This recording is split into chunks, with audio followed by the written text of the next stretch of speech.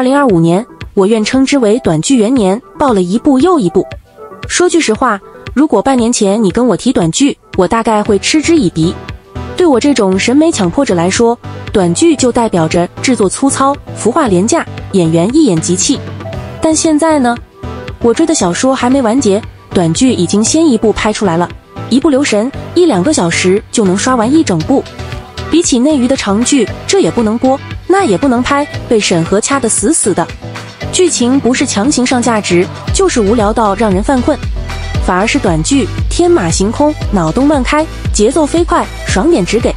更重要的是，從2025年開始，短劇不再只是群眾演員的 cosplay， 而是真的開始有了長劇級別的質感和表演。當然，短劇演員大多數還是見光死，但劇情才是王道嗎？那年初正好，我們就來好好盘點一下2025年那些真正爆火出圈的短劇们。第一部，盛夏芬德拉，文學化敘事的頂流短劇，豆瓣評分7.5，播放量破30億。你好，周生安。你看上去沒有那麼老，真30歲。這是一部把短劇這個品類拉高了一個維度的作品。女主白青梅看似無拘無束、灑脫自如，實則早已被母親的命運提前教育過，母親因愛受傷，一生困於情感牢籠。正因如此，白青梅對愛情本能的警惕、回避，甚至恐懼。她選擇順從家族安排的聯姻，刻意尋找一個自己不會愛上的人，只為避免重蹈母親的覆轍。但命運偏偏開了一個殘忍又溫柔的玩笑，她愛上的恰恰是那個承諾給她自由的聯姻對象周勝安。於是愛情尚未開始，恐慌已然降臨。而男主呢，是真的引導型戀人，他從一開始就在壓抑自己的情感，怕自己會失去這個像風一樣自由的女子，所以一直在默默觀察，準備在每一個需要自己的時刻都做到體貼周全。本以為兩人會水到渠成，然而女主目睹母親自殺後留下心理創傷，無法面對愛情，於是失蹤了2年。再次見面時，她卻要退婚。此後沒有婚約負累的兩人，仿佛卸下包袱，從契約走向真心。他們用日常生活中的彼此關懷，一次次反覆心動，去驗證自己的本心，去聽從心底的慾望，去爭去搶，去牢牢抓住那一劑治癒自己的良藥。這部劇把愛情娓娓道來，細膩之處值得品味。甚至2個演員合體直播，觀看劇中名場面時都雙雙落淚。該劇摒棄了狗血套路，而是以細膩的光影和文學化的敘事破局。尤其是隧道藍光吻和魚缸戲水的戲份，各種電影質感的運鏡、光影角度的設計，都讓你一度無法相信這是一部短劇。更誇張的是，這部劇直接把2位主演推上了短劇頂流的位置，即便幾乎不營業、不直播，粉絲依舊暴漲100萬，商業價值也肉眼可見的在釋放。目前為止，女方已經接到了珠寶廣告，男方已經接到了汽車廣告。在短劇圈，這種待遇真的算是獨一份。第二部，家裡家外，堪稱年代短劇天花板，豆瓣評分7.9，播放量破30億。那個讀書型的老骨頭咋辦呢？來吧，我幫你下毒。來，哎，蔡小燕，你搞啥子？蔡小燕，你咋子？你不要亂說了。全程四川方言輸出，讓全國觀眾都認識了什麼叫四川耙耳朵，什麼叫歪婆娘，也是第一次讓我意識到，原來短劇可以這麼溫暖。故事講的是早年喪妻帶着女兒的男主和喪偶帶着兒子的女主，一個是體制內高知帥主任，一個是無家可歸的凶婆娘。2個家庭機緣巧合走到一起，決定相互扶持，共度一生，在時代浪潮中抵禦生活的風浪。全劇既有霸總護妻的爽點，也有親情線緩緩鋪開的溫度。雖然有婆媳矛盾、家庭摩擦，但它不會讓你不適，而是讓你看到你的另一半堅定地站在你身邊，和你一起認真經營生活。那種全家勁往一處使，日子就會越來越好的氣息，特別動人。雖然是川渝口音，但完全不出戲，反而更真實。這是難得一部有生活、有溫度、有煙火氣，會鼓勵你細水長流過好人生的短劇。第三部，18歲太奶奶嫁到系列，豆瓣評分7.2，播放量破30億。這個題材其實拍過很多版本，但只有李科以版本真正出圈。女主是科學院首席院士，意外魂穿到70年後的同名少女身上，发现豪门掌权人竟然是自己白发蒼蒼的兒子。老爺子對少女母親撒嬌賣萌，求抱抱，那種80歲老人對母親的依賴感，反差拉滿，精準戳中笑點和親情共鳴。後續女主憑借離譜輩分加寵母狂魔好大兒的支持，在學校生活中對一眾孝子賢孫進行血脈壓制，但因為身份太離譜，外表又年輕，重孫們一個比一個不服。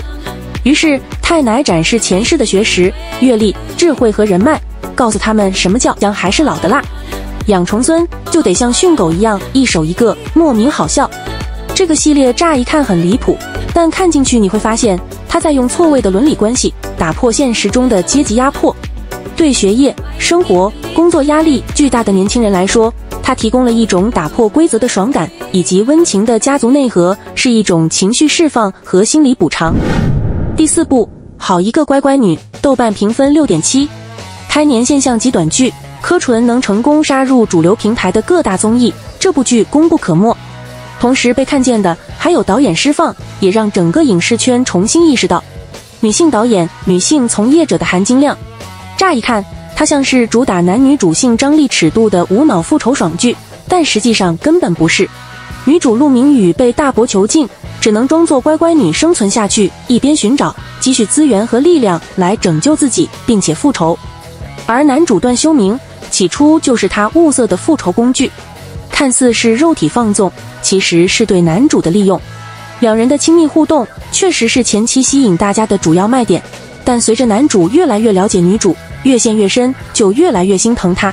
可他並沒有去為她包攬一切，反而是繼續甘願被她利用，利用自己的資源去努力托舉她，讓她變得更好，並且告訴她仇要自己報才爽。女主也是如此，甚至在看劇的時候，每當女主遇到困境，身為觀眾的我都會隱隱期待男主來拯救她，但女主永遠不會去奢望，永遠想憑自己的堅韌和毅力拯救自己，去尋求新生。就算最後大仇得報，她也沒有戀愛腦，並不會因為男主的愛情而放棄自己的求學道路，因為她不想成為強者的女人，而是要求自己也成為閃耀的人。第5部，念念有詞，豆瓣評分6.9。作為短劇圈首部破10億的作品，堪稱短劇界的里程碑。故事講的是剛畢業沒工作的女主意外穿書，成了小說裡的炮灰女配。原主嫌棄啞巴總裁老公，天天鬧離婚，最後飆車慘死。而穿越來的女主只覺得這簡直是身在福中不知福，有錢有顏還話少，這麼好的機會當然要珍惜當下，好好過日子。於是你會看到一個啞巴身邊多了一個蹦蹦跳跳的小喇叭，每天叭叭叭叭不停。離婚？不可能。觀眾表示，難怪叫念念有詞，原來只是留念有詞。男主一開始也以為老婆在搞什麼幺蛾子，慢慢卻被她的善良與天真打動。她不會說話，卻更顯蘇感，做事體貼，句句有回應，事事有着落。禁欲克制的外殼下，又因為不能說話，多了一層脆弱與委屈。當她真正認清自己的內心後，直接化身又爭又搶的綠茶老公，反差感拉滿。最終是女主的熱鬧與明亮點亮了男主無聲的世界，也治癒了他的童年創傷。甜度超標，幽默，節奏好，沒有狗血誤會，沒有降智，真心推薦。第6部，江南時節，暫未開分，播放量破10億。29歲金牌律師江南，常勝鐵娘子是他的標籤，在他的人生裡似乎只有工作。19歲天之驕子，萬昌集團未來繼承人時節。兩個天差地別的人在江南酒吧買醉時，天雷勾地火，一夜春宵。但彼此想要走出自己的世界，踏入對方的談何容易。雖然兩人之間有巨大鴻溝，可江南面對愛情義無反顧，和弟弟聯手虐渣，共赴美好未來。如果按質量來排，他絕對能穩進短劇 Top 5。電影極質感，10歲差的結構關係、氛圍、情緒、張力全部拉滿。兩位演員的 CP 感真的可以用渾然天成來形容。第7部，暗潮湧動，暫未開分，播放量破10億。該劇以1940年為背景，講述王牌狙擊手同學與臥底沈少晨為潛伏任務假扮情侶，表面執行狙擊與情報工作，實際守護信仰與萌芽愛情的故事，被稱作短劇版潛伏。融合民國愛情、家國情懷、雙強人設與諜戰懸疑元素，採用強情節高反轉敘事結構，每集結尾設置懸疑反轉，還通過高密度特寫與近景鏡頭展現心理對峙，劇情緊湊，反轉不斷，而且鏡頭語言也特別好，超多近景和特寫，不愧是被央視徵用的短劇。第8部《千金謀》，豆瓣評分6.8，播放量破10億。丞相国，他是皇上。听闻注释曾有一位夫婿，他的上一个夫婿是個负心漢，所幸已經死了。聽說你說我死了，救命！賢夫扶我青雲志，我圖賢夫萬兩金。現在誰還喜歡看女主為情愛要死要活的劇？這部劇裡的祝昭雲重生後直接把搞錢刻進 DNA， 救男主是投資，開秀房是事業，撿失憶帝王為討報酬，連御筆情書都能拿去倒賣，直言人心靠不住，攥在手裡的銀子最踏實。他不做依附男人的菟絲花，開秀房，玩商戰，用現代商業頭腦在古代闖出一片天，活成了古裝版人間清醒搞錢女王，戳中了多少人情愛不重要，愛你自己很重要的心聲。沒有狗血第三者，只有你幫我奪權，我陪你報復的雙向奔赴。男主是戀愛腦帝王，傲嬌又卑微，自己能哄自己，主動托舉女主，把老婆之下萬人之上的妻管嚴人設玩出花。這種不內耗、夠尊重的親密關係，才是當代人想要的感情範本。走的是俏皮搞笑風，一點都不費腦，看個樂呵，看個輕鬆挺好。第9部《一品布衣》，豆瓣評分7.4，播放量破20億。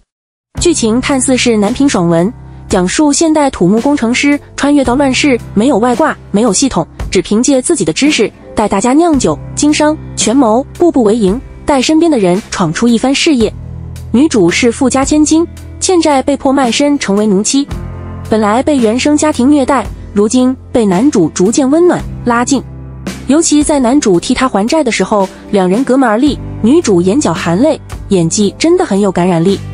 而且這部劇的野心不止如此，適逢亂世，惡殍遍地，民不聊生。男主心懷家國天下，不會偏安一隅，而是居安思危。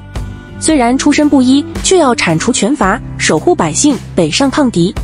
在此過程中，也演繹了一個又一個鮮活生動的群像角色和故事。從老百姓的角度講述亂世中人物的命運浮沉，有現在很多正劇都很難有的歷史厚重與縱深。第10部《茂姓琅琊》，豆瓣評分8分，播放量破30億。琅琊榜慶餘年的低配版代餐，甚至有人評論說這是長劇編劇都編不出的台詞。雖然有些誇張，但足以證明他在觀眾心中的地位。現代文學博士王陽倒霉催地穿越到南北朝，剛到這人生地不熟的地方，他是要啥沒啥，既沒錢又沒身份，連個金手指都不給配。但咱王博士可不是吃素的，滿肚子的文史知識就是他的底氣。他直接頂着琅琊王氏的名頭，在各方勢力之間跳來跳去的，有好幾次都快玩完了，全靠一張嘴對天對地，把對方說得接不上話。遇上大事也穩得一批，把局勢當旗下，所有人都被他拿捏得死死的。就這樣靠着對歷史的了解和那些詩詞典故，一次次絕地翻盤。這種以文為鑑的設定簡直絕了，越看越誰上頭，感覺文科生穿越古代的生存技巧有了啊。在劇情中，大量內容涉及四書五經和各種文學名著、歷史史實，台詞極其考究，故事邏輯緊湊。